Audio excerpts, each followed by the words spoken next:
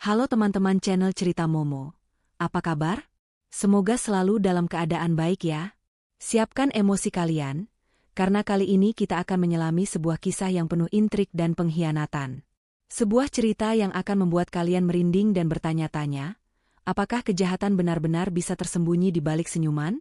Ini adalah ringkasan cerita yang berjudul, Segelas Air Putih Hampir Merenggut Nyawaku. Tapi untungnya ada anakku yang tahu rencana jahat mertua dan iparku.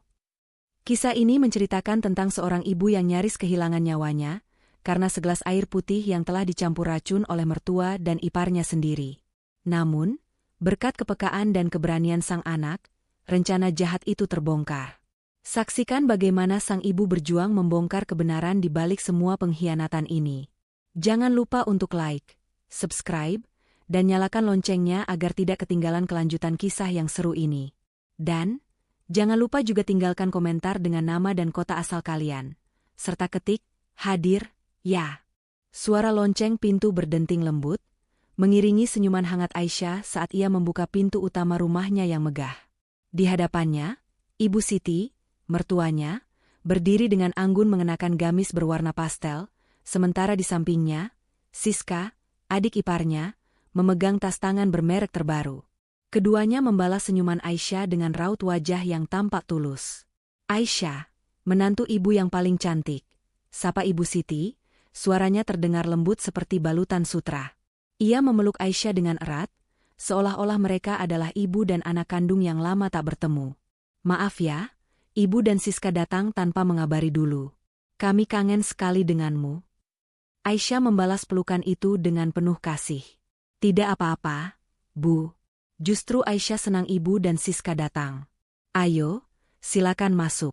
Bima masih di kantor, tapi sebentar lagi pasti pulang. Siska melangkah masuk, matanya tak henti-hentinya menelisik setiap sudut ruang tamu. Rumah mewah yang dibangun atas jerih payah Aisyah, hasil warisan dari orang tuanya, selalu berhasil membuat Siska merasa takjub sekaligus iri. Di sisi lain, Aisyah tidak menyadari tatapan itu. Ia terlalu sibuk menyiapkan teh dan kue-kue di dapur. Wah, rumahmu semakin indah saja, Kak Aisyah, puji Siska dengan nada yang dibuat-buat ramah. Namun, di dalam hatinya, ia bergumam penuh dengki. Kira-kira berapa ya harga sofa ini?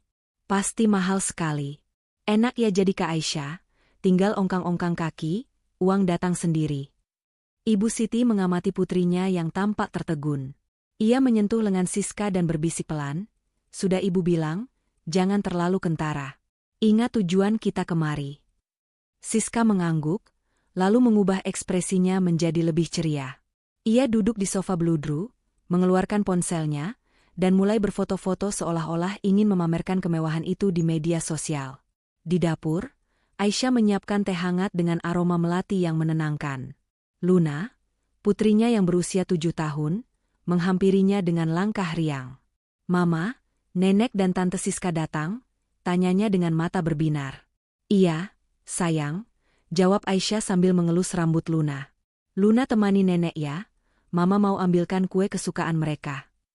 Luna mengangguk patuh dan segera berlari menuju ruang tamu. Ia memeluk Ibu Siti dan Siska dengan polos, tak menyadari adanya niat jahat yang tersembunyi di balik senyuman mereka. Luna anak nenek yang paling pintar, puji Ibu Siti, mencium pipi Luna. Nenek bawakan coklat banyak sekali untuk Luna. Luna tersenyum lebar. Terima kasih, Nenek. Luna sayang Nenek.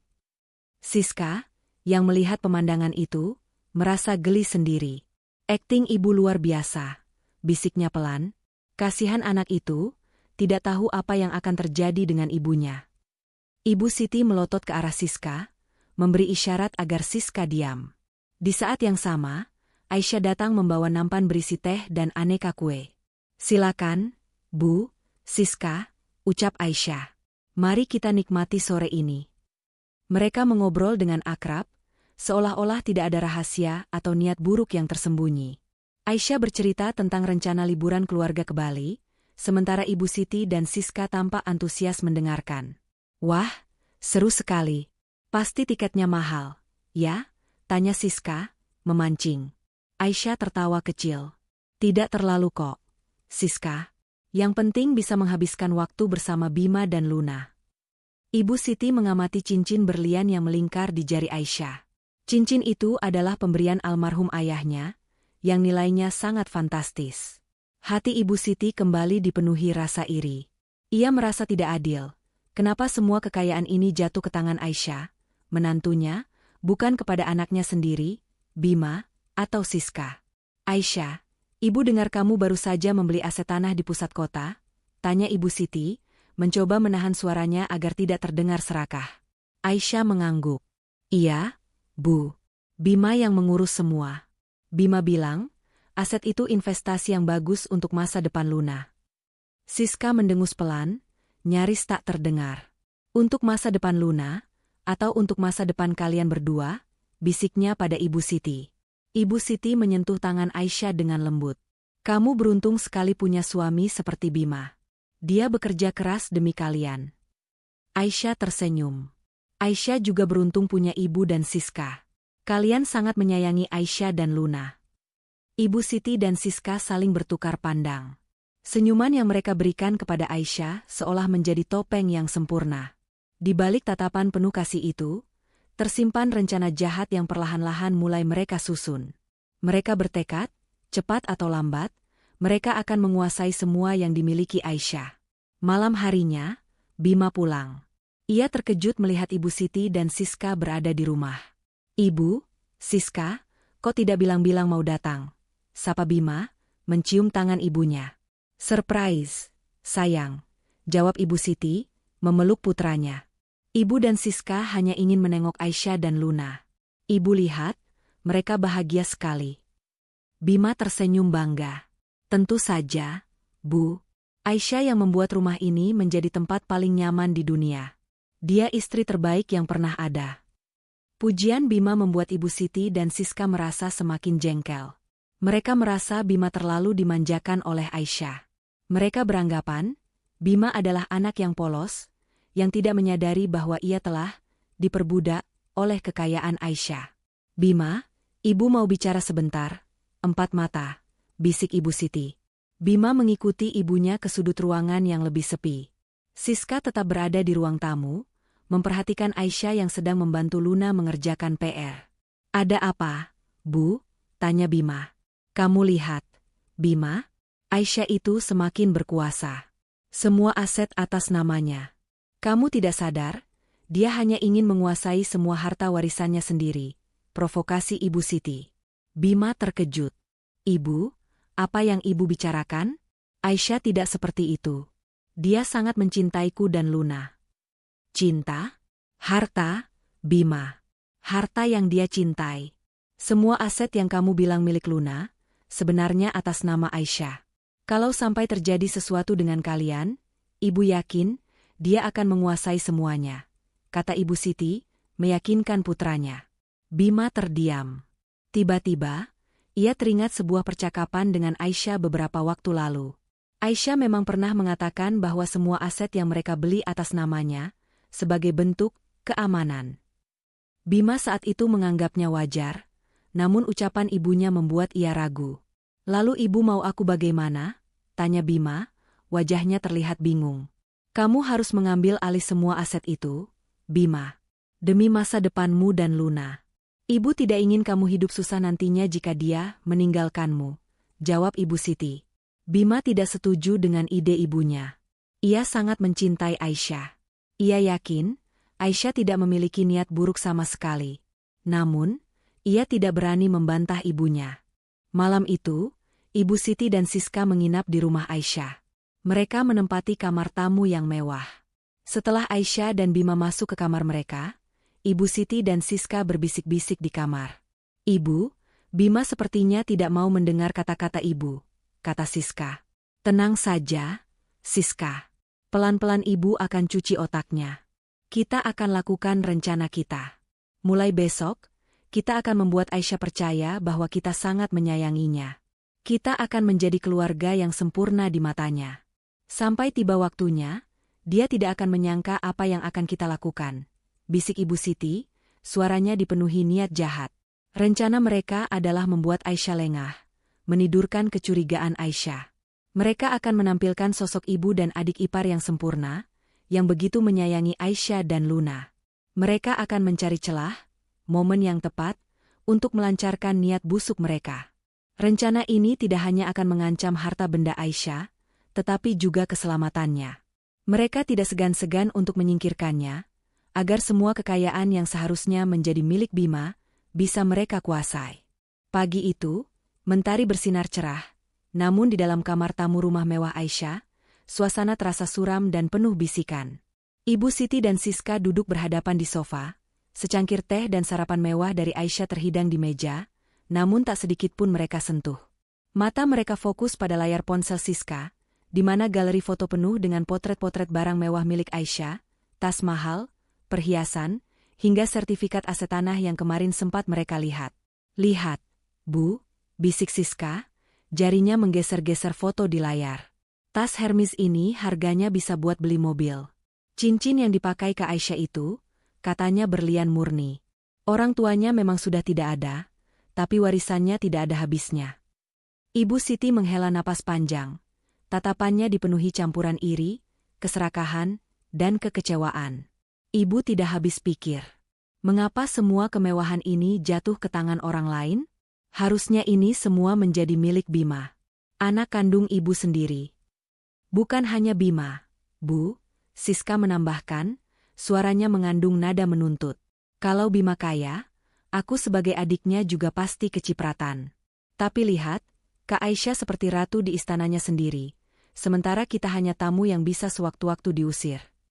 Itu tidak akan terjadi, desis Ibu Siti, matanya menyala penuh tekad. Ibu tidak akan membiarkan Bima dan kita terus-menerus hidup di bawah bayang-bayang kekayaan Aisyah. Ibu ingin Bima yang menjadi tuan di rumah ini, dan kita yang mengendalikan semua. Kamu mengerti? Siska tersenyum sinis. Jadi, apa rencana Ibu? Ibu Siti melirik ke arah pintu kamar, memastikan tidak ada yang menguping. Ia mendekatkan wajahnya ke arah Siska. Kita harus menyingkirkannya. Tidak ada jalan lain. Selama Aisyah masih ada, selama itu pula kita hanya akan jadi penonton. Siska tertegun, wajahnya pucat. Menyingkirkannya? Ibu, maksud Ibu, membunuhnya? Bisiknya, suaranya bergetar.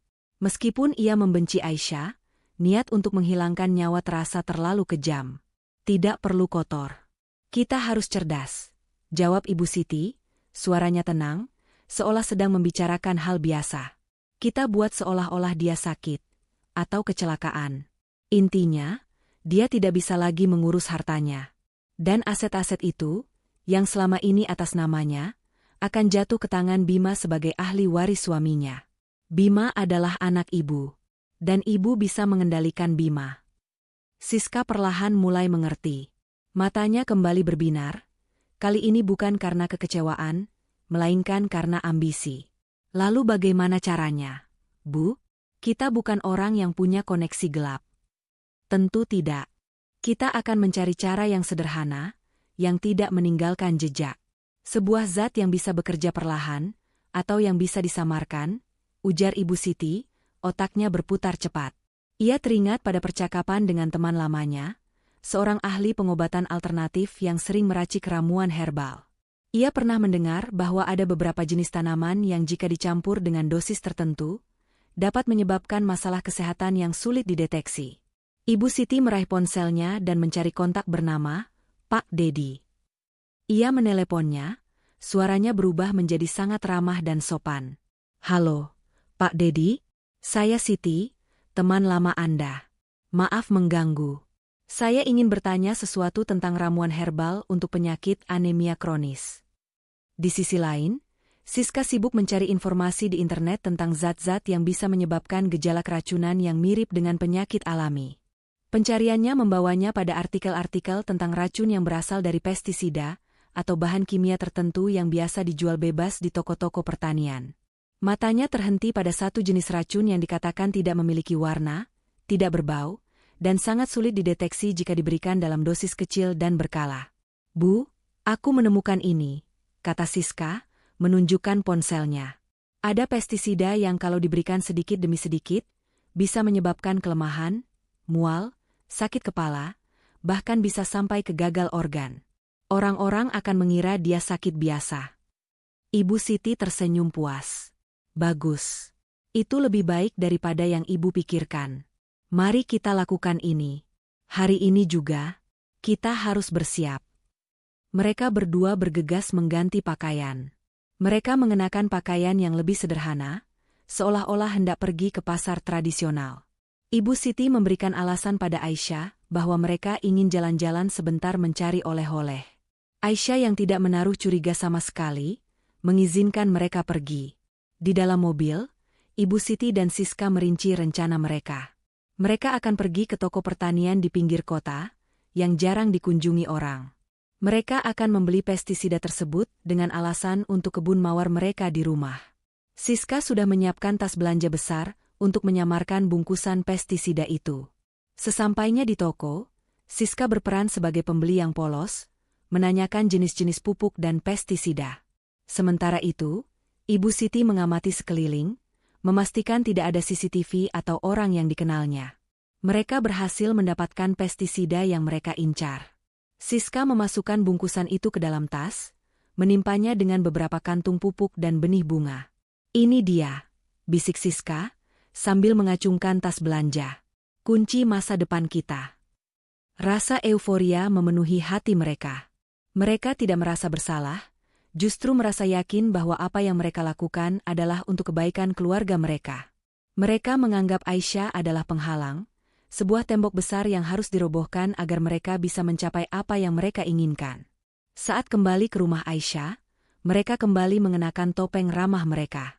Mereka menyambut Aisyah dengan senyuman lebar dan cerita-cerita tentang tempat-tempat yang mereka kunjungi. Aisyah, yang polos, sama sekali tidak menyadari bahwa di dalam tas belanja Siska tersimpan sebuah zat yang bisa merenggut nyawanya.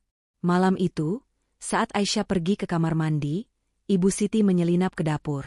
Ia membuka bungkusan pestisida itu dan menuangkan sedikit bubuk putih ke dalam sebuah wadah kecil, lalu menyimpannya di tempat tersembunyi. Bubuk itu sangat halus dan tidak berbau. Ia akan mencampurnya ke dalam minuman atau makanan Aisyah saat ada kesempatan. Siska mengamati dari kejauhan, jantungnya berdebar kencang, namun ada kepuasan yang terukir di wajahnya. "Sempurna," bisik Siska saat Ibu Siti kembali ke kamar. "Tidak akan ada yang curiga." "Ibu tahu," jawab Ibu Siti, bangga. "Sekarang, kita hanya perlu sabar menunggu. Kita akan lihat, siapa yang akan tertawa paling akhir." Rencana mereka telah matang. Mereka tidak hanya mengincar harta benda, tetapi juga nyawa. Mereka telah melewati batas moral dan kemanusiaan. Mereka yakin, kejahatan ini akan berjalan mulus, tanpa ada yang mencurigai.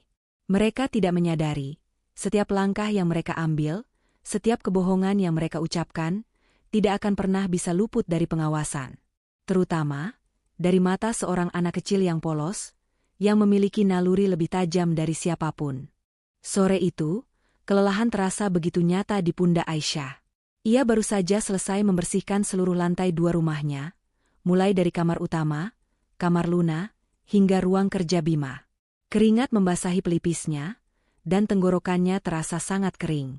Ia berjalan ke bawah, berniat mengambil segelas air dingin di dapur.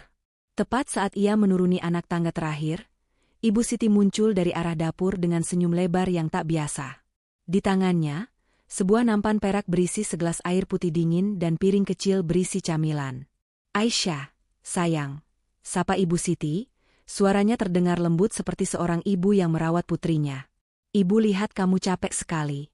Ini, Ibu buatkan es teh lemon kesukaanmu." Hati Aisyah terasa hangat. Ia merasa sangat beruntung memiliki mertua yang begitu perhatian. "Terima kasih banyak, Bu." "Ibu baik sekali," jawab Aisyah, senyum tulusnya mengembang. Ibu Siti meletakkan nampan itu di meja ruang keluarga. "Duduk dulu, sayang. Ibu tidak tega melihatmu kelelahan seperti ini. Biar nanti ibu yang bantu bereskan," ucapnya sambil mengusap lembut punggung Aisyah. Aisyah duduk di sofa, merasa tersentuh oleh perhatian Ibu Siti. Ia sama sekali tidak menyadari bahwa di balik senyuman dan kata-kata manis itu, tersimpan rencana jahat yang sudah matang. Di balik lemari pajangan, Siska mengintip, matanya tak lepas dari gelas yang ada di hadapan Aisyah. Jantungnya berdebar kencang, menantikan momen yang telah mereka rencanakan sejak kemarin. Siska melihat Ibu Siti meliriknya sekilas, memberi isyarat bahwa semuanya berjalan sesuai rencana. Namun, di tengah semua skenario yang dipersiapkan matang itu, ada satu mata kecil yang terus mengawasi. Luna, yang sedari tadi bermain dengan bonekanya di pojok ruangan, merasa ada yang aneh. Sejak kemarin, ia sering melihat neneknya dan tantenya berbisik-bisik, dan tatapan mereka ke arah ibunya terlihat berbeda. Ia juga melihat Ibu Siti menyelinap ke dapur saat Aisyah tidak ada, dan mengeluarkan sebuah bungkusan kecil yang Ibu Siti sembunyikan di balik tas belanjanya. Naluri anak kecilnya mengatakan ada sesuatu yang tidak beres. Ibu Siti mengambil gelas berisi es teh lemon, dan memberikannya langsung kepada Aisyah. Ini, minumlah. Kamu pasti haus sekali. Aisyah meraih gelas itu. Dinginnya es menyegarkan tangannya yang berkeringat. Ia mengangkat gelas itu, mendekatkannya ke bibirnya. Aroma lemon yang wangi terasa menggoda. Ia sudah siap menyesapnya, berharap bisa segera menghilangkan dahaganya. Di saat itulah, sebuah kejadian yang tak terduga terjadi. Dari sudut ruangan, Luna, yang selama ini hanya diam dan memperhatikan, tiba-tiba berdiri. Matanya membulat, menatap lurus ke arah gelas di tangan ibunya. Suara Ibu Siti yang berbisik kepada Siska di pagi hari, tentang bubuk putih yang tidak berbau dan tidak berwarna, tiba-tiba terngiang jelas di kepalanya. Luna teringat bagaimana Ibu Siti memasukkan sesuatu yang sangat kecil dan mencurigakan ke dalam gelas ibunya. Luna, dengan sekuat tenaga, berteriak, "Tunggu Ibu, jangan minum air itu." Suara nyaring itu mengejutkan semua orang. Aisyah, yang sudah hampir menyentuh gelasnya ke bibir, terkejut. Tangan Aisyah gemetar, dan tanpa sengaja, gelas itu terlepas dari genggamannya. Gelas kaca itu jatuh ke lantai dan pecah berkeping-keping. "Ibu bisa meninggal," isak Luna, suaranya penuh ketakutan, sambil berlari ke arah ibunya. Ibu Siti dan Siska terkesiap. Wajah mereka yang tadinya penuh senyum, seketika berubah pucat pasi. Rencana mereka hancur dalam hitungan detik. Di balik lemari, Siska menutupi mulutnya, tak percaya dengan apa yang baru saja terjadi. Aisyah, yang masih bingung, melihat ke lantai. Matanya terbelalak melihat pecahan-pecahan kaca berserakan. Di antara pecahan kaca dan sisa es yang mencair, terlihat butiran-butiran putih kecil yang berkumpul di dasar gelas. Butiran-butiran itu perlahan larut dalam air yang tumpah, tetapi sebagian masih terlihat jelas. Aisyah menatap Ibu Siti dan Siska secara bergantian. Wajah mereka yang panik tidak bisa menyembunyikan kebenaran. Aisyah, dengan suara bergetar, bertanya, "Bu, Siska, ini apa?" Ibu Siti, yang selalu pandai berakting, dengan cepat mencoba menguasai keadaan. "Aisyah, jangan kaget. Pasti gelasnya sudah retak. Itu hanya serpihan es yang membeku. Kamu jangan dengarkan Luna, dia hanya ketakutan."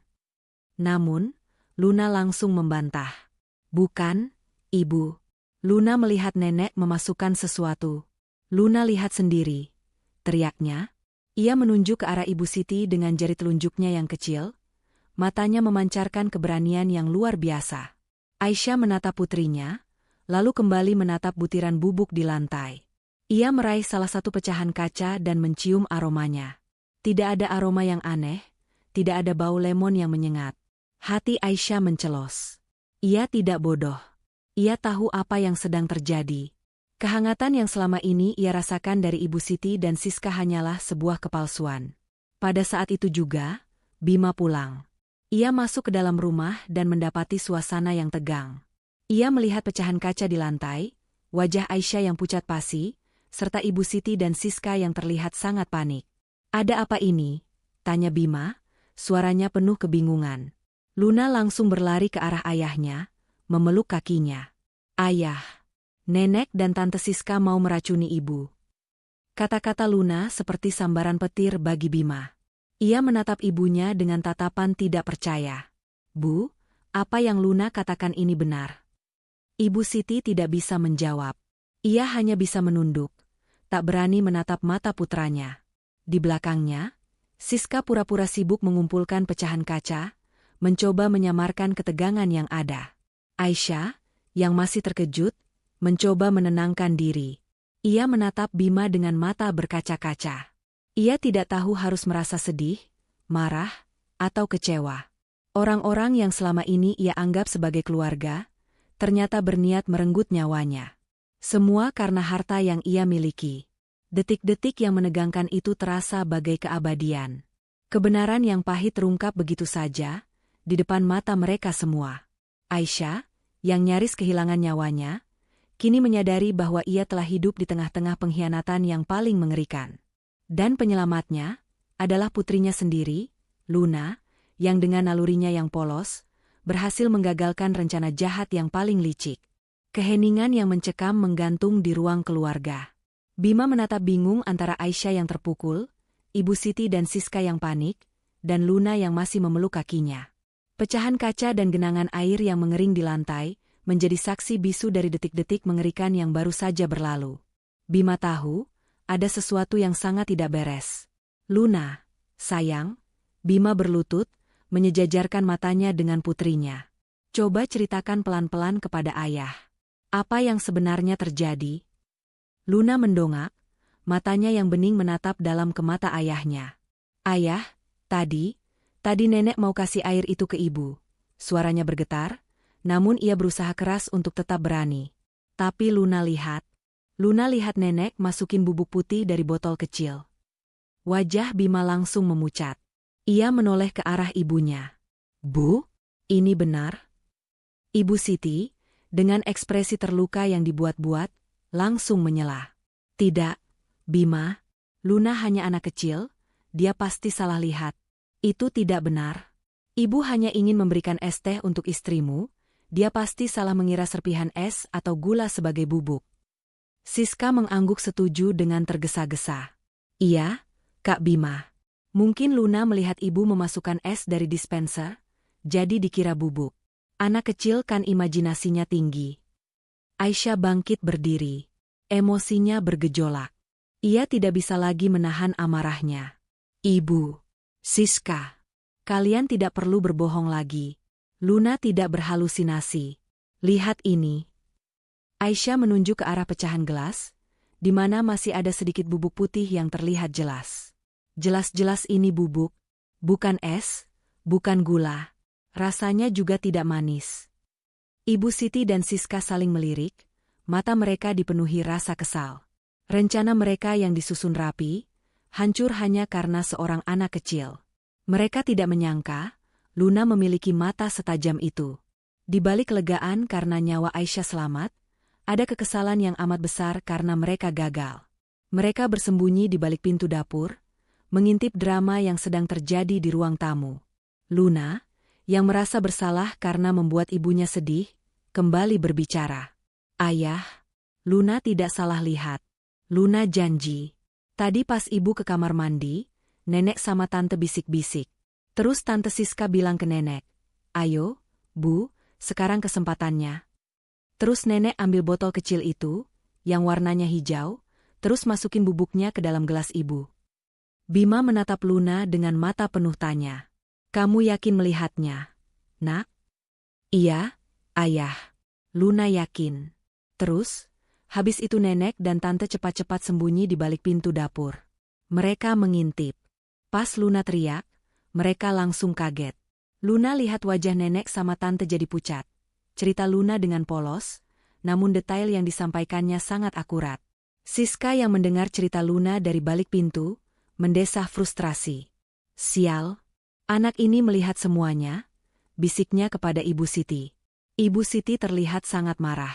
Ia keluar dari persembunyiannya dan melangkah ke arah Luna. Luna, cukup. Kamu jangan mengada-ngada. Nenek tidak pernah melakukan itu. Ibu Siti berusaha membantah, namun suaranya terdengar cemas. Bima segera berdiri di depan putrinya, melindungi Luna dari kemarahan ibunya. Bu, cukup. Jangan membentak Luna. Luna tidak mungkin berbohong. Aisyah berjalan mendekat, ia meraih tangan Bima. Bima, aku percaya Luna. Naluri seorang ibu tidak bisa salah. Aku tahu ada yang tidak beres sejak tadi. Ibu Siti dan Siska terlalu manis, terlalu baik. Mereka tidak pernah sebaik ini sebelumnya. Tiba-tiba, Ibu Siti menangis. Ia menjatuhkan diri ke sofa, memegangi dadanya. Bima, kamu percaya istrimu dan anakmu daripada ibumu sendiri? Ibu hanya ingin kamu bahagia. Ibu tidak ingin melihat istrimu sakit. Makanya ibu mau berikan dia vitamin dalam bentuk bubuk. Bubuk itu vitamin, Bima. Vitamin untuk orang sakit anemia. Aisyah dan Bima saling bertukar pandang. Mereka tahu Ibu Siti sedang berbohong. Bima mengambil ponselnya dan menelepon ambulans. Kita bawa bubuk ini ke rumah sakit untuk diperiksa. Kita akan tahu apa isinya, ucapnya tegas.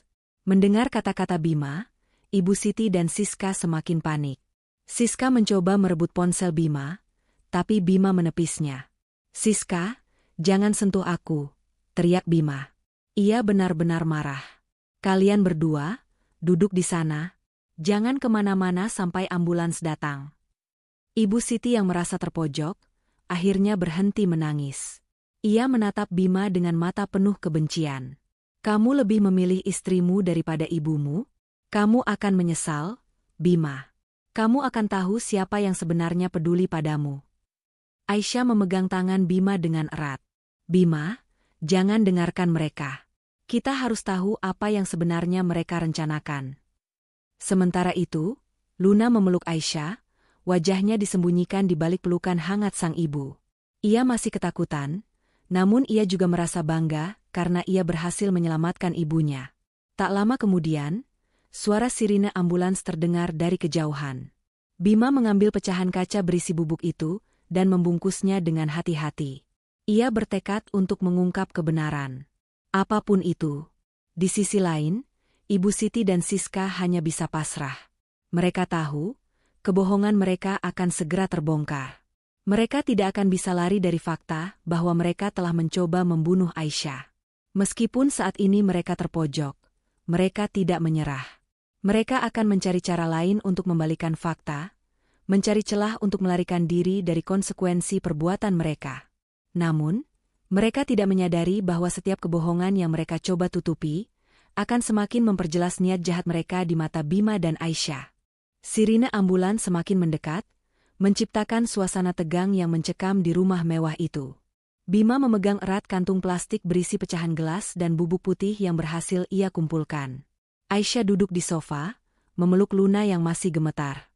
Ibu Siti dan Siska terdiam, menatap kosong ke arah pintu, raut wajah mereka menunjukkan perpaduan antara kepanikan dan kekesalan. Mereka tahu, tamat sudah riwayat kebohongan mereka. Aisyah, tetap di sini, ucap Bima, suaranya dingin dan tegas. Ia menyerahkan Luna kepada Aisyah, lalu berjalan menuju pintu. Aku akan ikut dengan petugas medis. Aku akan pastikan bubuk ini diperiksa di laboratorium. Bima, jangan. Itu hanya vitamin. Sayang, Ibu mohon, jangan perbesar masalah ini. Seru Ibu Siti, suaranya serak. Ia mencoba bangkit, namun tubuhnya terasa lemas. Bima tidak menoleh. Ia sudah tidak peduli dengan alasan apapun yang akan dilontarkan ibunya. Hatinya telah hancur. Ia tidak menyangka, orang yang ia cintai, ibunya sendiri, bisa melakukan perbuatan sekejam ini.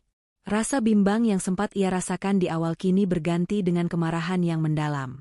Sesampainya di rumah sakit, Bima menyerahkan sampel bubuk itu kepada dokter. Ia menjelaskan kronologi kejadian dengan detail. Matanya tak lepas dari kantung plastik berisi bukti kejahatan yang nyaris merenggut nyawa istrinya. Dokter mengangguk, meyakinkan Bima bahwa hasil tes akan keluar dalam waktu 2 jam. Selama menunggu, Bima tidak bisa duduk tenang. Pikirannya melayang-layang, mencoba merangkai semua kejadian dari awal. Sikap Ibu Siti dan Siska yang mendadak manis, bisikan-bisikan mereka yang mencurigakan, hingga kegagalan mereka menutupi kepanikan saat Luna berteriak. Semua potongan teka-teki itu kini bersatu, membentuk gambaran pengkhianatan yang mengerikan. Ia teringat percakapannya dengan ibunya, saat Ibu Siti mencoba memprovokasi dirinya untuk mengambil alih aset Aisyah. Bima saat itu menepisnya sebagai bentuk kasih sayang Ibu Siti yang berlebihan. Namun, kini ia sadar, itu bukanlah kasih sayang, melainkan hasutan yang beracun, bagian dari rencana besar untuk menjatuhkan Aisyah. Kembali di rumah, Aisyah berusaha menenangkan Luna. Luna, sayang, ibu baik-baik saja, nak. Terima kasih, karena kamu sudah menyelamatkan ibu, ucap Aisyah, mengecup kening putrinya. Luna takut, Bu. Luna takut ibu pergi, isak Luna. Aisyah memeluk putrinya dengan erat. Ibu tidak akan pergi, sayang. Ibu akan selalu ada untuk Luna. Di sisi lain, Ibu Siti dan Siska berada di kamar tamu, saling menyalahkan. Ini semua salahmu. Kenapa kamu tidak memastikan anak itu sudah pergi? Bentak Ibu Siti. Ibu yang salah. Kenapa ibu tidak menyamarkan bubuknya? Balas Siska tak kalah kesal. Pertengkaran mereka terhenti saat ponsel Ibu Siti berdering. Itu Bima. Ibu Siti dan Siska saling bertukar pandang, ketakutan. Mereka menduga Bima sudah tahu semuanya. Ibu Siti meraih ponselnya dan membaca pesan singkat yang baru masuk dari Bima. Bu, Luna masih menangis. Tolong hibur dia. Ibu Siti menghela napas lega. Bima belum mengetahui apa-apa. Ia buru-buru membalas pesan itu dengan kata-kata manis. Tanpa ia sadari, kelengahannya itu justru menjadi bumerang. 2 jam berlalu, dan Bima kembali ke rumah dengan wajah yang dingin. Di tangannya, selembar kertas hasil laboratorium. Tanpa banyak bicara, ia langsung masuk ke kamar tamu, di mana Ibu Siti dan Siska berada. Mereka berdua terdiam, menatap Bima dengan cemas. Ibu, Siska, suara Bima rendah dan penuh emosi. Kalian bohong. Ibu Siti mencoba menyela. Bima, jangan dengarkan orang lain. Ibu tidak. Cukup, Bu, potong Bima. Ia meletakkan selembar kertas itu di atas meja. Ini hasil tes laboratorium. Zat ini adalah zat kimia berbahaya yang sering digunakan sebagai pestisida. Dalam dosis kecil, bisa menyebabkan gagal ginjal, dan dalam dosis besar, bisa merenggut nyawa. Dunia Ibu Siti dan Siska seolah runtuh. Wajah mereka pucat pasi, tak ada lagi kata-kata yang bisa mereka ucapkan. Mereka tahu, semua sudah berakhir. Namun, Bima belum selesai. Ada satu hal lagi yang mengganjal di hatinya. Saat ia menunggu hasil tes, ia sempat iseng membuka ponsel ibunya. Ia tahu PIN ponsel ibunya karena Ibu Siti sering memintanya untuk memasang aplikasi atau membalas pesan. Saat itulah, matanya tertuju pada sebuah percakapan di aplikasi pesan. Percakapan antara Ibu Siti dan Siska yang sudah dihapus. Namun sebagian besar isinya masih tersimpan di arsip. Bima mengambil napas dalam-dalam. Aku juga menemukan ini, Bu, ucapnya, mengambil ponsel ibunya dan membuka percakapan yang diarsip. Aku tidak percaya kalian bisa melakukan ini. Aisyah dan Luna yang mendengar keributan, ikut masuk ke dalam kamar. Aisyah melihat ponsel Ibu Siti, di mana layar menampilkan percakapan yang begitu mengerikan. Siska, aku rasa racunnya terlalu banyak. Bu, aku takut ketahuan. Ibu Siti, tenang saja, Siska. Ini akan terlihat seperti penyakit alami. Tidak ada yang akan curiga. Siska, bagaimana jika Kak Aisyah tidak mau minum? Ibu Siti, ibu akan memastikannya. Ibu akan pura-pura baik. Lalu, setelah dia tiada, semua harta akan menjadi milik Bima, dan kita yang akan mengaturnya. Kamu akan menjadi ratu di rumah ini. Mata Aisyah membulat, tangannya gemetar. Kata-kata itu menusuk hatinya seperti belati. Semua kehangatan dan kebaikan yang mereka tunjukkan selama ini, hanyalah sebuah kebohongan yang keji. Bima menatap ibunya dengan tatapan penuh kekecewaan, air mata menggenang di matanya. Bu, kenapa? Kenapa ibu lakukan ini? Tanya Bima, suaranya pecah. Ini semua karena harta? Ibu tega ingin membunuh istriku sendiri? Ibu tega membuat Luna kehilangan ibunya? Ibu Siti tidak bisa lagi menahan tangisnya. Namun, air mata itu bukanlah air mata penyesalan. Itu adalah air mata kekalahan. Siska menunduk, tak berani menatap mata Aisyah dan Bima. Pengkhianatan mereka akhirnya terungkap sejelas-jelasnya. Aisyah mendekati Bima, memeluknya dengan erat. Ia tahu, suaminya juga menjadi korban dari kebohongan dan rencana jahat ibunya sendiri. Kini, tak ada lagi keraguan. Tidak ada lagi kebingungan. Hanya ada satu jalan di hadapan mereka. Menghadapi Ibu Siti dan Siska, dan memastikan mereka mendapatkan balasan yang setimpal. Malam merayap perlahan, namun di ruang keluarga itu, ketegangan terasa begitu pekat hingga bisa dipotong dengan pisau. Bima berdiri tegak di hadapan Ibu Siti dan Siska. Aisyah duduk di sofa, tangannya memeluk Luna yang sudah tertidur kelelahan. Wajahnya tenang, namun matanya memancarkan kekuatan yang baru ditemukan. Bima tahu, tidak ada lagi ruang untuk keraguan. Setelah melihat bukti-bukti yang tak terbantahkan, hatinya sudah sepenuhnya berada di sisi istri dan anaknya. Aku tidak mau dengar alasan apapun lagi, ucap Bima, suaranya dingin, berlawanan dengan kemarahan yang membara di dadanya. Kita akan selesaikan ini sekarang. Kalian berdua, duduk. Ibu Siti dan Siska, yang tadinya hanya terdiam, terpaksa duduk di sofa yang berhadapan dengan Bima. Mereka bagaikan terdakwa di sebuah pengadilan, dengan Bima sebagai hakim dan Aisyah sebagai saksi utama. Bima menarik napas dalam. Kenapa? Kenapa kalian lakukan ini? Tanyanya, suaranya sedikit melunak. Ia masih mencoba mencari secercah alasan yang masuk akal, secercah penjelasan yang bisa ia terima. Bima, sudah ibu bilang, itu hanya salah paham.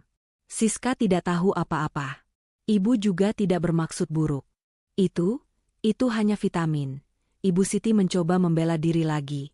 Ia masih mencoba bertahan di balik kebohongan yang sudah rapuh. Aisyah mendengus. Cukup, Bu. Kami sudah tahu semuanya, katanya tegas. Ia bangkit, meletakkan Luna dengan hati-hati di sofa, lalu berjalan ke arah Bima. Kami sudah melihat pesan-pesan kalian, dan kami sudah tahu isi dari bubuk itu. Siska terkejut, wajahnya semakin pucat. Pesan apa? Kami tidak mengirim pesan apapun, bantahnya. Bima mengeluarkan ponsel ibunya yang tadi ia pegang. Ia menunjukkan layar itu kepada Siska. Ini percakapan yang diarsip. Aku sudah melihat semuanya. Percakapan tentang menyingkirkannya, dan tentang menjadi ratu di rumah ini. Kalian pikir aku bodoh? Siska terdiam, lidahnya keluh. Ia menatap ibunya dengan tatapan panik, meminta bantuan. Namun Ibu Siti hanya bisa menunduk. Jawab, Bu, jawab. Bima membentak. Aku berikan kalian kesempatan untuk jujur sekarang, sebelum aku mengambil tindakan lain. Ibu Siti mendongak, matanya berkaca-kaca. Ia menatap Bima, lalu beralih ke Aisyah. Ada rasa benci yang tak bisa disembunyikan di matanya. Baik, kamu mau kejujuran? Ini kejujuran, teriaknya. Aku lelah melihatmu bahagia, Aisyah. Aku lelah melihatmu menguasai hidup anakku. Kamu pikir aku tidak tahu? Kamu selalu pamer kekayaanmu, membuat Bima terlihat kecil di depanmu. Aisyah terkejut. Pamer?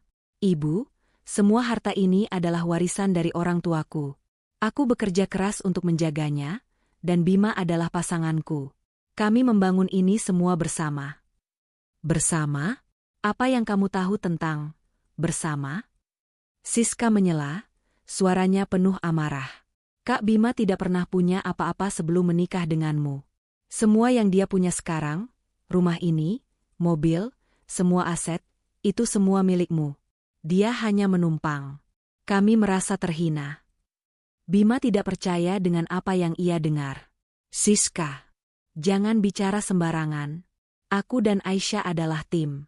Aku juga ikut mengurus semua bisnis dan investasi kami. Mengurus? Ibu Siti tertawa sinis. Bima, sadarlah. Kamu hanya bekerja untuknya. Nama di semua aset itu adalah nama Aisyah. Kalau dia pergi, kamu tidak akan punya apa-apa. Dia hanya mengambil keuntungan darimu. Aisyah menggelengkan kepalanya, hatinya sakit mendengar tuduhan itu. Bu, itu tidak benar. Aku dan Bima sudah sepakat. Bima adalah suamiku, dia adalah wali dari semua aset ini. Apa yang aku punya, dia juga punya. Lalu kenapa tidak atas nama Bima? Siska berteriak histeris. Jelas sekali kamu tidak mempercayai Kak Bima. Kamu sengaja menguasai semua, dan kamu sengaja membuat Kak Bima terlihat seperti boneka. Bima memegang kepalanya, ia merasa bingung dan bingung. Namun, ia kembali melihat wajah Aisyah. Wajah yang dipenuhi cinta dan ketulusan. Bima tahu, Aisyah tidak pernah memiliki niat jahat sedikit pun. Ia menatap ibunya, melihat wajah Ibu Siti yang dipenuhi kebencian. Bima akhirnya mengerti, akar masalah ini bukanlah soal dirinya dan Aisyah, melainkan tentang kecemburuan dan keserakahan Ibu Siti dan Siska. "Cukup, Bu," ucap Bima, suaranya tegas, menandakan bahwa ia sudah mengambil keputusan. "Aku tidak percaya kalian. Aku percaya istriku. Kalian tidak hanya mencoba mengambil hartanya, kalian juga mencoba mengambil nyawanya. Aku tidak bisa memaafkan ini." Aisyah mengambil napas dalam-dalam. "Kami sudah menghubungi pengacara kami, Pak Rangga. Kami akan melaporkan apa yang terjadi. Kami punya bukti." Mendengar nama pengacara dan ancaman laporan polisi, Ibu Siti dan Siska langsung terdiam. Wajah mereka yang tadinya penuh amarah, kini berubah menjadi ketakutan. Mereka tahu, Aisyah tidak main-main. "Aisyah, jangan. Tolong, jangan lakukan ini." Siska memohon, air matanya mulai mengalir. Kami menyesal. Kami tidak tahu apa yang kami pikirkan." "Menyesal?" Bima tertawa sinis. "Penyesalan kalian datang setelah ketahuan? Maaf, itu bukan penyesalan, itu adalah rasa takut." Ibu Siti bangkit, wajahnya dipenuhi amarah. "Bima, jangan. Dia itu menantu yang tidak tahu diuntung. Dia sudah merebutmu dari ibu. Dia memisahkan kita." "Ibu yang memisahkan kita, Bu?" Bima berteriak. "Ibu yang memaksaku memilih antara istri dan ibuku. Dan setelah semua ini, Bu, aku memilih Aisyah. Karena dia tidak pernah mencoba menyakitiku. Dia tidak pernah mencoba meracuni orang yang aku cintai. Ibu yang melakukannya." Ibu Siti terhuyung-huyung, ia tidak percaya putranya akan mengatakan hal itu. Siska hanya bisa menangis histeris. Kebenaran yang selama ini mereka tutupi, kini terungkap dan menghancurkan semua kebohongan yang telah mereka bangun. Pertarungan batin Bima telah selesai. Ia sudah membuat keputusan yang paling sulit dalam hidupnya.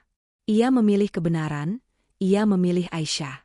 Dan kini, ia akan memastikan bahwa keadilan ditegakkan, tidak peduli siapa yang harus terluka.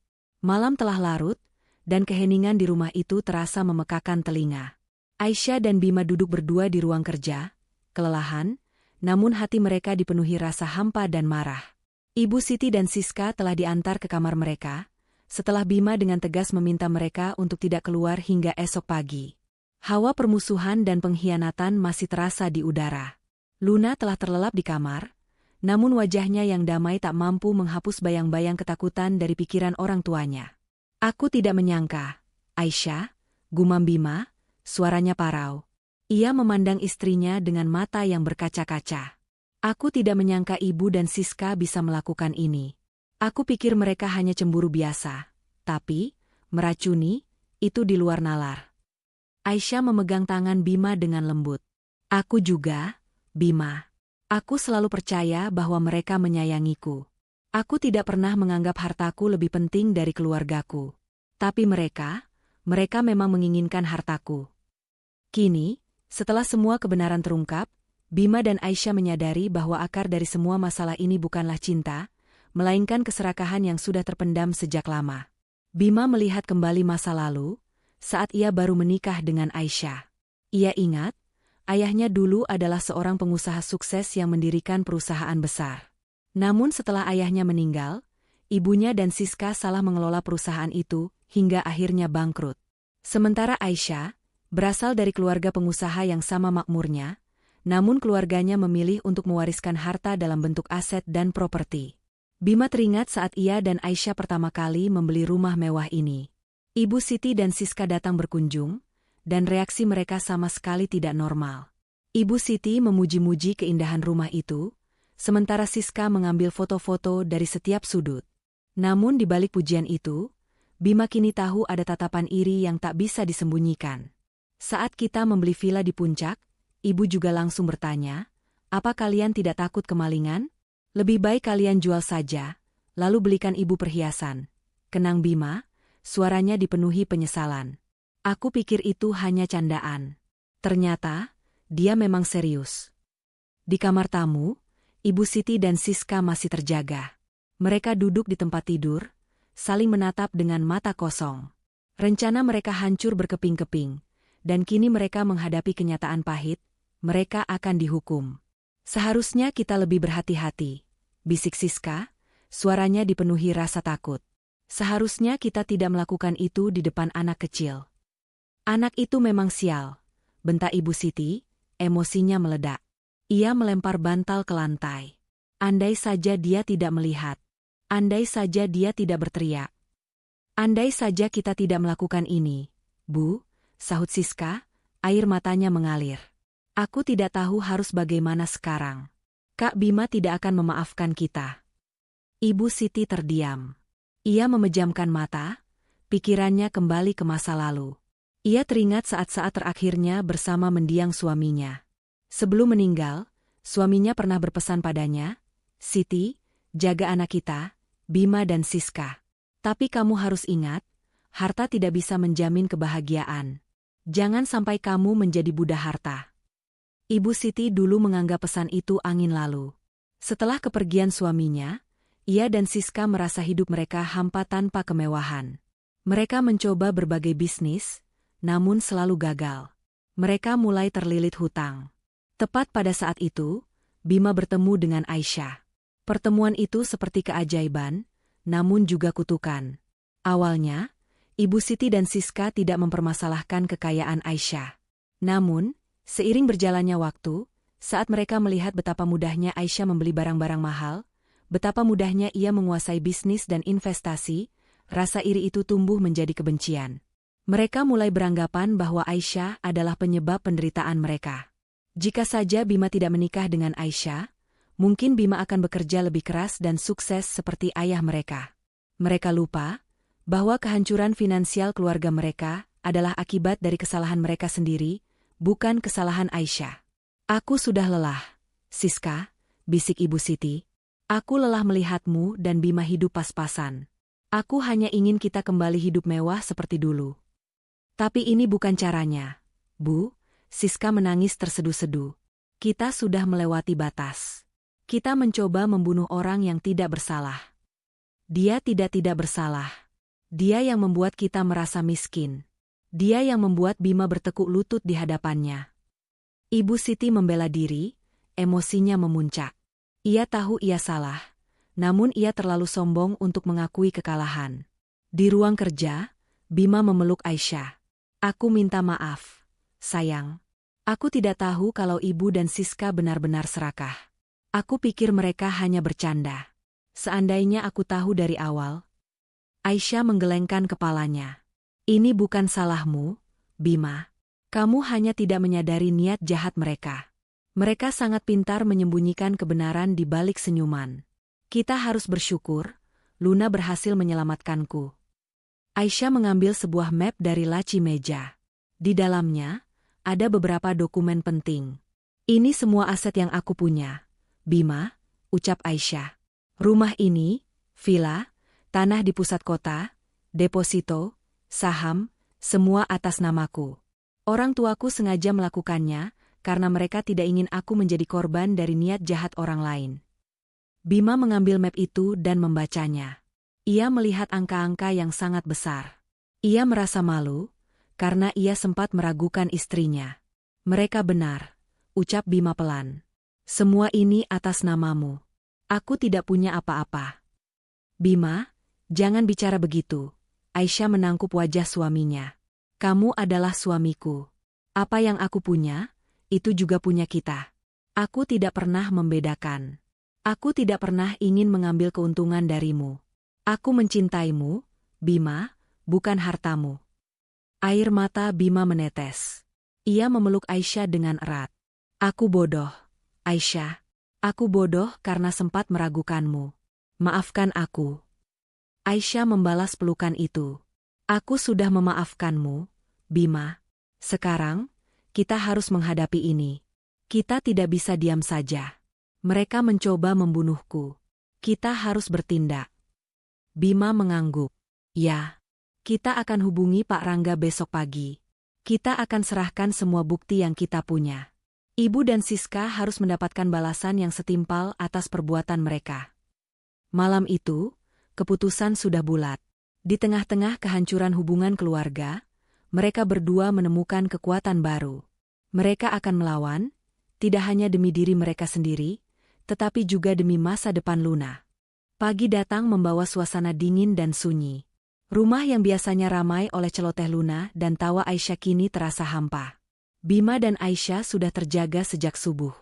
Mereka tidak bisa tidur, hati mereka terlalu berat memikirkan pengkhianatan yang baru saja mereka hadapi. Di kamar tamu, Ibu Siti dan Siska masih terkurung. Mereka hanya bisa mengintip dari jendela, merasa cemas dan gelisah, menantikan hukuman yang akan datang. Aisyah duduk di meja makan, memutar-mutar cangkir tehnya. Tatapannya kosong, pikirannya melayang-layang.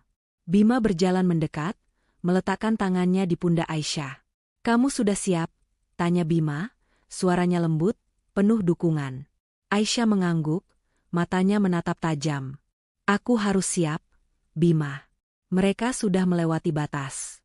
Ini bukan lagi soal keluarga, tapi soal keadilan dan keselamatan Luna." Mereka berdua berjalan menuju ruang kerja, tempat di mana mereka menyimpan semua bukti. Aisyah mengambil ponselnya dan menelepon Pak Rangga, pengacara keluarga yang selama ini mengurus aset-aset mereka. "Halo, Pak Rangga," sapa Aisyah, suaranya terdengar tegar. "Maaf mengganggu, ada hal sangat penting yang harus saya bicarakan. Saya membutuhkan bantuan Bapak secepatnya." Dari balik telepon, suara Pak Rangga terdengar serius. "Ada apa, Bu Aisyah? Apa ini tentang aset Bapak Bima yang ingin dibalik nama?"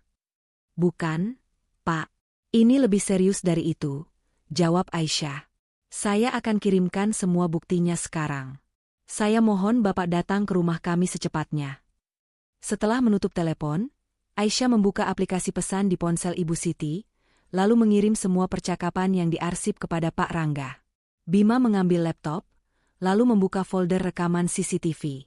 Rumah mewah itu dilengkapi dengan kamera di setiap sudut ruangan, sebuah langkah antisipasi dari Aisyah setelah ia dan Bima beberapa kali menjadi korban pencurian data bisnis. Aisyah tidak pernah menyangka bahwa kamera-kamera itu akan menjadi penyelamat nyawanya sendiri. Dengan tangan gemetar, Bima memutar rekaman. Mereka berdua menonton dalam diam, hati mereka bergetar. Layar menunjukkan adegan yang mengerikan. Ibu Siti mengendap-endap ke dapur, tangannya mengambil sebuah botol kecil, lalu memasukkan isinya ke dalam gelas. Di sisi lain, Siska terlihat mengintip, memberi isyarat aman kepada ibunya. Rekaman itu bahkan menunjukkan ekspresi jahat dan kepuasan di wajah mereka. Detik berikutnya, mereka melihat momen krusial saat Aisyah hampir meminum air beracun itu. Kemudian, muncul sosok Luna yang berlari, berteriak histeris, dan menumpahkan gelas itu. Rekaman itu membeku saat wajah Ibu Siti dan Siska terlihat panik. Lalu mereka kembali ke persembunyian mereka di balik pintu. "Lengkap sudah," gumam Bima, suaranya dipenuhi amarah. "Mereka tidak akan bisa membantah lagi." Aisyah mematikan layar laptop. Air mata mengalir di pipinya. "Aku tidak tahu harus merasa sedih atau lega. Sedih karena orang yang aku anggap keluarga ternyata sangat membenciku, atau lega karena aku berhasil selamat." Bima memeluk Aisyah. "Kamu kuat, sayang. Kamu sangat kuat." Tak lama kemudian, Pak Rangga datang. Ia adalah seorang pengacara parubaya yang tenang dan bijaksana. Aisyah dan Bima mengajaknya masuk. Lalu mereka duduk di ruang kerja. Pak Rangga melihat rekaman CCTV itu, dan ekspresi di wajahnya berubah drastis. Ia tidak menyangka, kasus yang ia kira hanya sengketa keluarga biasa, ternyata adalah percobaan pembunuhan. Ini serius, Bu Aisyah, Pak Bima," ucap Pak Rangga, suaranya bergetar. "Dengan rekaman ini, pesan-pesan yang ada di ponsel, dan hasil laboratorium yang membuktikan zat itu adalah racun, kita punya kasus yang sangat kuat. Kita bisa menuntut mereka atas percobaan pembunuhan berencana." Aisyah mengangguk. "Itu yang kami inginkan, Pak. Kami ingin mereka bertanggung jawab atas perbuatan mereka." Pak Rangga mulai menjelaskan prosedur hukum yang akan mereka hadapi. Ia menyarankan agar Aisyah dan Bima segera melaporkan kejadian ini ke polisi, dan ia akan menyiapkan semua dokumen yang diperlukan. Ia juga menyarankan untuk meminta perintah pengadilan agar Ibu Siti dan Siska segera meninggalkan rumah. Setelah Pak Rangga pergi, Aisyah dan Bima sepakat untuk melaksanakan rencana itu. Mereka berjalan menuju kamar tamu. Aisyah mengetuk pintu. Tak ada jawaban. Aisyah membuka pintu dan melihat Ibu Siti dan Siska duduk di tempat tidur. Tampak sangat ketakutan. Aisyah, Bima, kalian mau apa? Tanya Ibu Siti, suaranya gemetar. Kami sudah tahu semuanya, Bu, ucap Bima. Kami sudah melihat rekaman CCTV. Semua sudah jelas. Ibu Siti dan Siska langsung terdiam, tidak bisa lagi membantah. Mereka tahu, rekaman itu adalah bukti yang paling kuat.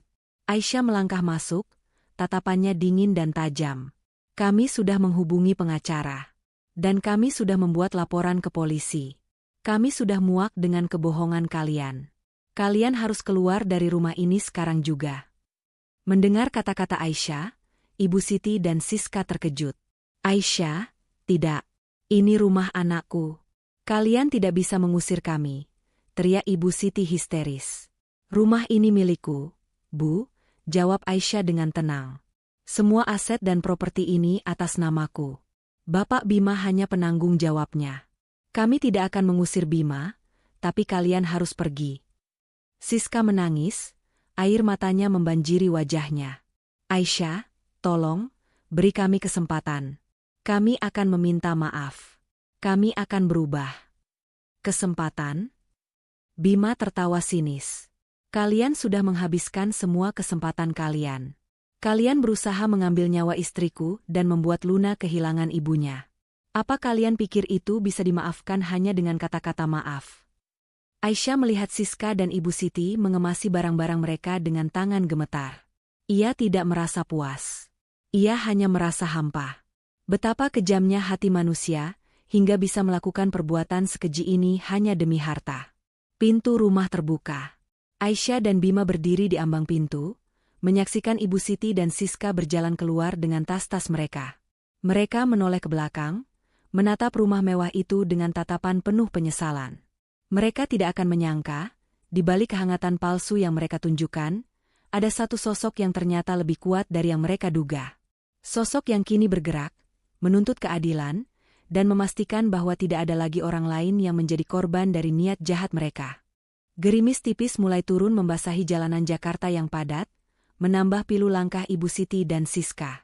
Dengan tas berisi beberapa pakaian, mereka berjalan di bawah naungan pohon rindang, menatap rumah mewah yang kini telah menjadi bagian dari masa lalu mereka. Gerbang besi itu perlahan menutup, seolah menutup pintu bagi semua kenangan dan ambisi yang mereka miliki. Mereka kini hanya pengembara, terdampar di dunia yang dulu mereka anggap rendah, tanpa ada tempat untuk kembali. Kita harus kemana, Bu? Tanya Siska, suaranya parau. Ia menggigil kedinginan, bukan hanya karena hawa malam yang menusuk, tetapi juga karena rasa takut dan penyesalan yang mendalam. Ibu Siti terdiam. Ia memandang ke seberang jalan, mencari-cari taksi. Namun, taksi yang lewat seolah tak terlihat oleh mereka. Ia ingat, dulu ia hanya perlu memencet bel, dan mobil mewah Bima akan datang menjemputnya. Kini, ia bahkan tidak punya uang untuk naik taksi.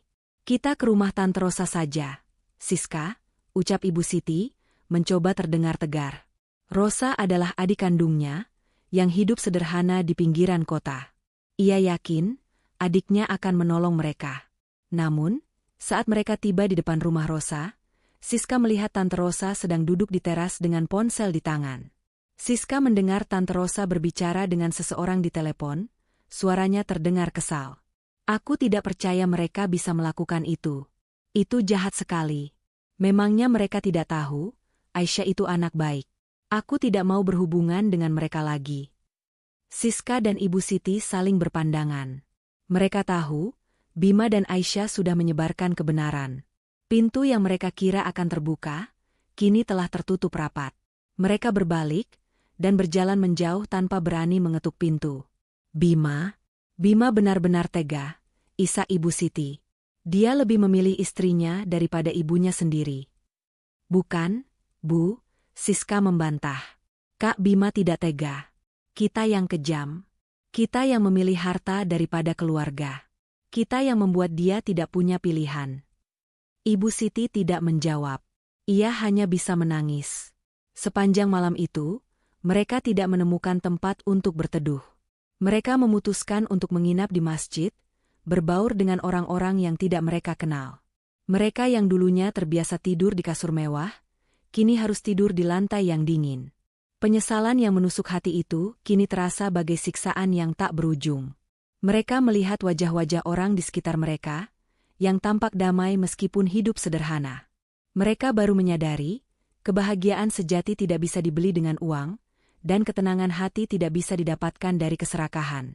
Esok harinya, saat mereka sedang duduk di bangku taman kota, Ibu Siti kembali teringat pada percakapannya dengan Bima. Suara Bima yang berteriak, "Ibu yang memisahkan kita, Bu," terus terngiang-ngiang di telinganya. Siska, yang melihat ibunya menangis, memeluknya. "Maafkan aku, Bu. Seandainya aku tidak mengajak ibu melakukan ini, kita pasti tidak akan seperti ini."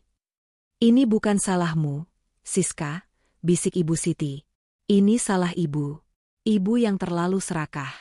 Ibu yang terlalu buta oleh harta. Ibu mengira harta itu adalah segalanya. Tapi sekarang ibu sadar, harta itu yang menghancurkan kita." Mereka duduk berjam-jam di bangku taman itu, merenungi semua kesalahan yang telah mereka perbuat. Mereka membicarakan bagaimana dulu mereka selalu merasa iri dengan Aisyah. Bagaimana dulu mereka selalu menganggap Aisyah sebagai orang luar yang mengambil alih Bima dari keluarga mereka. Mereka baru sadar, selama ini merekalah yang menjadi orang luar di keluarga itu. Di sisi lain, Bima yang sedang bersiap-siap untuk pergi ke kantor, melihat foto pernikahannya dengan Aisyah. Ia memegang foto itu, matanya dipenuhi penyesalan. Ia menyesal karena ia terlalu lama percaya pada kata-kata ibunya. Ia menyesal karena ia sempat meragukan cinta Aisyah. Aisyah datang, memeluk Bima dari belakang. "Kenapa, Bima?" Bima berbalik, memeluk Aisyah. "Aku hanya teringat pada perkataan ibu. Dia bilang, aku akan menyesal. Tapi yang aku sesali bukan karena aku memilihmu, melainkan karena aku tidak memilihmu dari awal. Aku menyesal karena aku terlalu lama percaya pada kebohongan mereka." "Sudahlah, Bima. Kita tidak bisa mengubah masa lalu," ucap Aisyah. "Yang terpenting, kita sudah mengambil langkah yang benar." Aisyah dan Bima tahu, proses hukum akan berjalan, dan Ibu Siti serta Siska akan menerima hukuman yang setimpal. Namun, di dalam hati mereka tahu bahwa hukuman terbesar bagi Ibu Siti dan Siska bukanlah penjara, melainkan penyesalan seumur hidup. Penyesalan karena telah menghancurkan keluarga mereka sendiri, penyesalan karena telah kehilangan Bima, dan penyesalan karena telah menyia-nyiakan cinta tulus Aisyah dan Luna. Mereka akhirnya mengerti, kebahagiaan dan kekayaan sejati bukanlah tentang seberapa banyak harta yang dimiliki, melainkan seberapa tulus hati yang dimiliki. Dan mereka telah kehilangan keduanya. Bulan berganti, dan luka perlahan-lahan mulai sembuh. 6 bulan telah berlalu sejak malam mengerikan itu. Rumah yang dulunya penuh dengan aura ketegangan dan kepalsuan, kini dipenuhi dengan tawa dan kehangatan sejati. Luna, yang kini sudah berani bermain dengan bebas, tidak lagi merasa takut akan sosok yang dulu ia sebut nenek dan tante. Keberaniannya telah mengembalikan kedamaian di dalam rumah itu. Pagi itu, Aisyah sedang menyiapkan sarapan. Aroma pankek madu memenuhi seluruh penjuru rumah. Bima datang dari kamar, mengenakan kemeja rapi siap untuk bekerja. Ia menghampiri Aisyah dan memeluknya dari belakang. "Kamu kenapa senyum-senyum sendiri?" tanya Bima, mencium lembut rambut Aisyah. Aisyah berbalik, menatap Bima dengan mata penuh cinta. "Aku hanya bersyukur, Bima. Bersyukur karena kita bisa melewati ini semua. Rumah ini terasa seperti rumah lagi. Rasanya, kita bisa bernapas lega." Bima mengangguk. "Ini semua berkat kamu, sayang. Kamu yang menguatkan aku. Kamu yang membuatku sadar bahwa keluarga sejati adalah kamu dan Luna." Tiba-tiba, suara bel pintu berbunyi. Bima membuka pintu dan melihat Pak Rangga berdiri di sana, mengenakan setelan jas rapi dan membawa sebuah map di tangannya. "Selamat pagi, Pak Bima, Bu Aisyah," sapa Pak Rangga, senyumnya cerah. "Saya datang membawa kabar baik." Mereka bertiga duduk di ruang tamu. Pak Rangga membuka map itu dan meletakkan beberapa lembar dokumen di atas meja. Pengadilan sudah menjatuhkan vonis. Ibu Siti dan Siska terbukti bersalah atas percobaan pembunuhan berencana. Mereka dijatuhi hukuman kurungan penjara selama 5 tahun. Aisyah dan Bima saling berpandangan. Ada rasa lega yang amat sangat. Meskipun 5 tahun mungkin terasa singkat untuk perbuatan sekejam itu, mereka tahu bahwa itu adalah hukuman yang setimpal. Lebih dari itu, mereka tahu bahwa penyesalan sejati akan menggerogoti Ibu Siti dan Siska di dalam penjara. Dan ada satu hal lagi, tambah Pak Rangga. Dengan adanya putusan pengadilan ini, hak waris Ibu Siti dan Siska atas keluarga Bapak Bima dicabut. Dan juga, mereka tidak boleh lagi menghubungi Anda dan keluarga Anda. Aisyah dan Bima menghela napas lega. Ini adalah akhir dari teror yang selama ini menghantui mereka. Mereka mengucapkan terima kasih kepada Pak Rangga, yang telah berjuang keras untuk menegakkan keadilan. Setelah Pak Rangga pulang, Aisyah dan Bima duduk berdua, memproses semua yang terjadi. Bima memeluk Aisyah. "Kita bebas, sayang," bisiknya. "Kita benar-benar bebas." Beberapa bulan kemudian, kehidupan mereka kembali normal. Luna tumbuh menjadi anak yang cerdas dan ceria. Bima dan Aisyah semakin erat. Mereka tidak lagi berbicara tentang harta dan aset, melainkan tentang masa depan mereka. Mereka berdua menyadari bahwa cinta dan kebersamaan jauh lebih berharga daripada semua kekayaan di dunia. Aisyah memutuskan untuk kembali aktif di bisnisnya. Ia mendirikan sebuah yayasan untuk membantu anak-anak yang menjadi korban kekerasan dalam rumah tangga. Ia ingin menginspirasi orang lain bahwa kejahatan tidak akan pernah menang, dan bahwa kebaikan akan selalu menemukan jalannya. Suatu sore, saat Aisyah sedang bermain di taman bersama Luna, ia melihat sebuah mobil usang berhenti di pinggir jalan. Dari dalam mobil itu, Ibu Siti dan Siska keluar. Wajah mereka terlihat kuyu, pakaian mereka sederhana. Mereka baru saja dibebaskan dari penjara. Mereka melihat Aisyah dan Luna dari kejauhan. Siska meneteskan air mata. "Bu, lihat.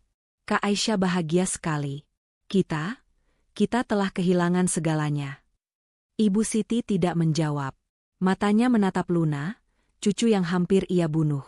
Hatinya terasa sakit, bukan karena ia kehilangan harta, melainkan karena ia telah kehilangan cinta dan kasih sayang. Penjara telah memberikan mereka waktu untuk merenung, dan mereka akhirnya menyadari betapa bodoh dan serakahnya mereka dulu. Ibu Siti dan Siska berjalan mendekat. Aisyah melihat mereka, hatinya berdebar. Ia memegang erat tangan Luna, bersiap untuk segala kemungkinan. "Aisyah," panggil Ibu Siti, suaranya parau. Kami ingin meminta maaf. Kami tahu, kata maaf tidak akan bisa mengembalikan apa yang telah kami lakukan.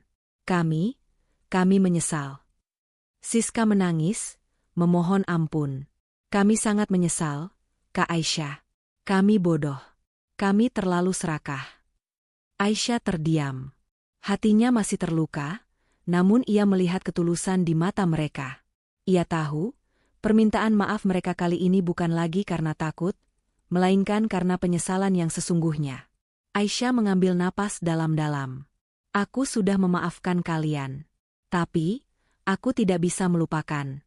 Kalian mencoba mengambil nyawaku. Kalian hampir membuat Luna kehilangan ibunya. Aku harap, kalian mendapatkan pelajaran berharga dari semua ini." Ibu Siti dan Siska tidak berani meminta lebih. Mereka tahu, memaafkan adalah satu hal, tetapi memulihkan hubungan adalah hal lain. Mereka mengangguk, lalu berbalik, dan berjalan pergi, membawa penyesalan itu di sisa hidup mereka. Aisyah kembali ke rumah. Bima melihat air mata di matanya. "Kenapa, sayang? Apa mereka datang?" Aisyah mengangguk. "Mereka datang. Mereka meminta maaf." "Lalu?" tanya Bima, cemas. Aisyah tersenyum, senyum yang tulus. "Aku memaafkan mereka. Tapi aku tidak akan pernah melupakan. Dan yang terpenting, aku tidak akan pernah membiarkan orang lain menyakiti keluargaku lagi." Malam itu, mereka duduk berdua di teras. Bima memeluk Aisyah. Aisyah memeluk Luna yang tertidur di pangkuannya. Mereka menyaksikan bintang-bintang yang berkelap-kelip di langit. Mereka tahu, perjalanan mereka masih panjang, tetapi mereka tidak lagi takut. Mereka telah melewati badai terberat dalam hidup mereka, dan mereka berhasil melewatinya bersama. Kisah tentang segelas air putih yang hampir merenggut nyawa Aisyah kini menjadi kenangan pahit yang mengubah mereka menjadi lebih kuat. Mereka menjadi bukti nyata bahwa cinta dan keluarga adalah harta yang tak ternilai, dan bahwa niat jahat, pada akhirnya, akan selalu kalah dari ketulusan dan kebenaran. Bulan berganti, dan luka perlahan-lahan mulai sembuh. 6 bulan telah berlalu sejak malam mengerikan itu. Rumah yang dulunya penuh dengan aura ketegangan dan kepalsuan, kini dipenuhi dengan tawa dan kehangatan sejati. Luna, yang kini sudah berani bermain dengan bebas, tidak lagi merasa takut akan sosok yang dulu ia sebut nenek dan tante. Keberaniannya telah mengembalikan kedamaian di dalam rumah itu. Pagi itu, Aisyah sedang menyiapkan sarapan. Aroma pankek madu memenuhi seluruh penjuru rumah. Bima datang dari kamar, mengenakan kemeja rapi siap untuk bekerja. Ia menghampiri Aisyah dan memeluknya dari belakang. "Kamu kenapa senyum-senyum sendiri?" tanya Bima, mencium lembut rambut Aisyah. Aisyah berbalik, menatap Bima dengan mata penuh cinta. "Aku hanya bersyukur, Bima. Bersyukur karena kita bisa melewati ini semua. Rumah ini terasa seperti rumah lagi. Rasanya, kita bisa bernapas lega." Bima mengangguk. "Ini semua berkat kamu, sayang. Kamu yang menguatkan aku. Kamu yang membuatku sadar bahwa keluarga sejati adalah kamu dan Luna." Tiba-tiba, suara bel pintu berbunyi. Bima membuka pintu dan melihat Pak Rangga berdiri di sana, mengenakan setelan jas rapi dan membawa sebuah map di tangannya. "Selamat pagi, Pak Bima, Bu Aisyah," sapa Pak Rangga, senyumnya cerah. "Saya datang membawa kabar baik." Mereka bertiga duduk di ruang tamu. Pak Rangga membuka map itu dan meletakkan beberapa lembar dokumen di atas meja. Pengadilan sudah menjatuhkan vonis. Ibu Siti dan Siska terbukti bersalah atas percobaan pembunuhan berencana. Mereka dijatuhi hukuman kurungan penjara selama 5 tahun. Aisyah dan Bima saling berpandangan. Ada rasa lega yang amat sangat. Meskipun 5 tahun mungkin terasa singkat untuk perbuatan sekejam itu, mereka tahu bahwa itu adalah hukuman yang setimpal.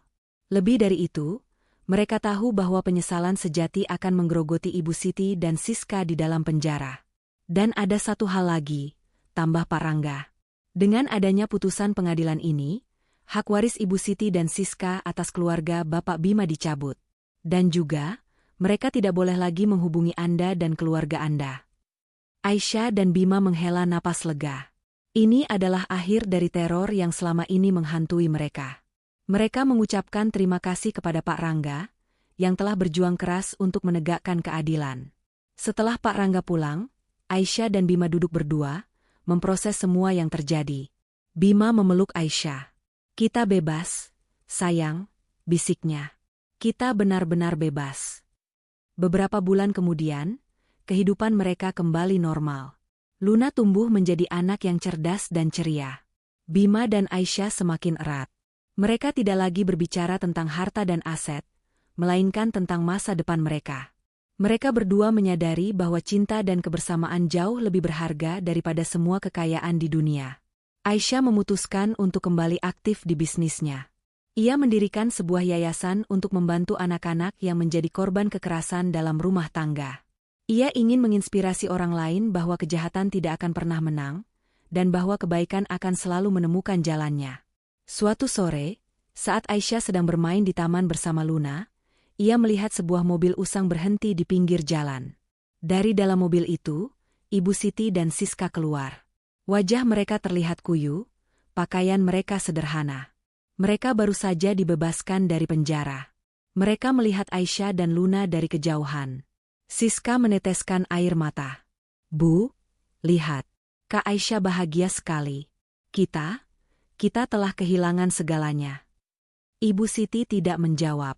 Matanya menatap Luna, cucu yang hampir ia bunuh. Hatinya terasa sakit, bukan karena ia kehilangan harta, melainkan karena ia telah kehilangan cinta dan kasih sayang. Penjara telah memberikan mereka waktu untuk merenung, dan mereka akhirnya menyadari betapa bodoh dan serakahnya mereka dulu. Ibu Siti dan Siska berjalan mendekat. Aisyah melihat mereka, hatinya berdebar. Ia memegang erat tangan Luna, bersiap untuk segala kemungkinan. "Aisyah," panggil Ibu Siti, Suaranya parau. Kami ingin meminta maaf.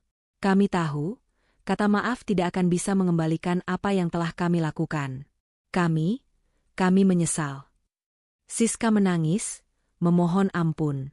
Kami sangat menyesal, Kak Aisyah. Kami bodoh. Kami terlalu serakah. Aisyah terdiam. Hatinya masih terluka, namun ia melihat ketulusan di mata mereka. Ia tahu, permintaan maaf mereka kali ini bukan lagi karena takut, melainkan karena penyesalan yang sesungguhnya. Aisyah mengambil napas